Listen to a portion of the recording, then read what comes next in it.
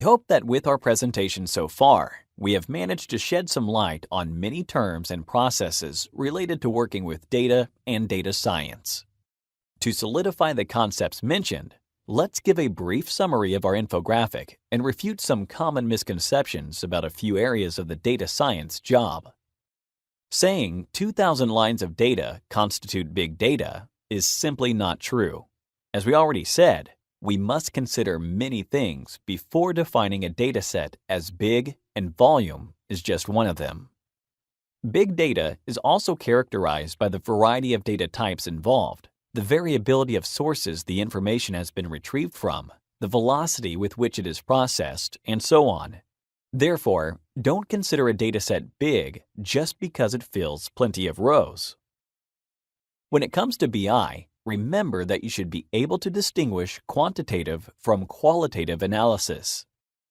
Not every type of analysis can be considered business intelligence, though.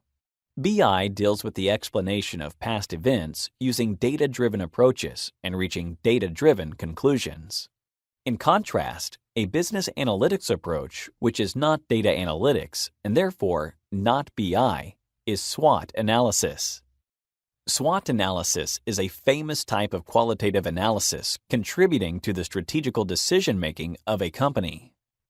It points out the strengths and weaknesses of running a particular business. So, a SWOT analysis can improve the firm's strategy, but it is not a data-driven analysis.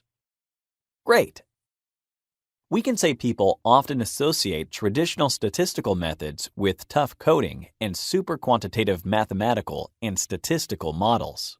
However, this is not always the case. R and Python are not the only tools you'll need if you are working in this sector. Storytelling is a crucial skill for a data scientist. They should have the ability to express complex mathematical and programming concepts to end users, such as company managers and high-level executives, in only a paragraph and a single visualization. To achieve this, software tools such as Excel, Stata, and SPSS are still frequently used. Finally, since machine learning and AI are not particularly old disciplines, and because they are tightly woven to the evolution of technology, many developments are still ongoing. As such, these developments are surrounded by disputes from scientists and academics who have not reached firm conclusions.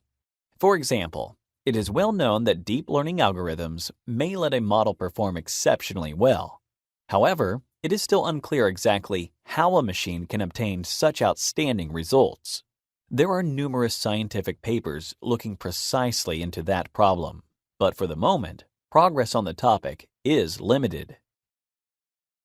This was the last stop of our introduction to the world of data and data science.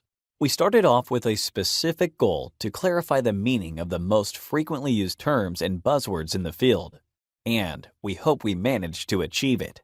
Now, you can confidently go further by exploring each of those in depth. We would like to repeat that we cannot guarantee our infographic will keep you out of the controversy of those terms and fields, as they are strictly interrelated.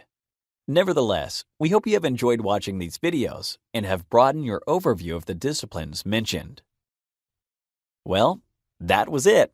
We would like to invite you to continue with the next part of our training, where we will actually teach a large part of the techniques and skills mentioned in these lessons. We've just began our journey. For the time being, we will never get tired of saying, thank you for watching.